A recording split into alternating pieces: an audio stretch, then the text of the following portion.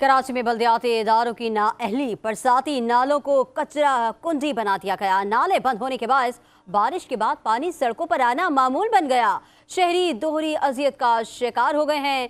तफसीलात बता रहे हैं नुमाइंदा 5 न्यूज़ सज्जाद अहमद भुट्टो। सज्जाद, बताइएगा।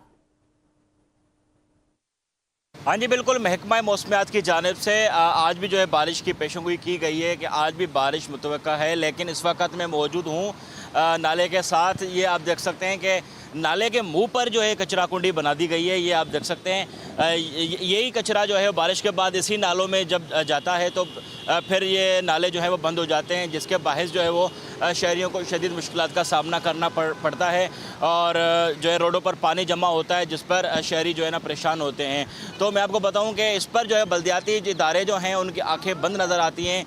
अगर बल्दियाती इदारे इस पर काम करें और बल्दियाती इदारे जो है वो ये कचरा कुंडी इसके मुंह पे ना बनाएं तो फिर जो है बहुत से कराची के नाले जो है वो साफ़ हो सकते हैं और उनमें से जो पानी का जो गुजराव है वो सही तरीके से हो सकता है। ये जो नाला है ये यहाँ से जाके महमूदाबाद के जो बड़े नाले हैं उसमें जाके पड़ता है।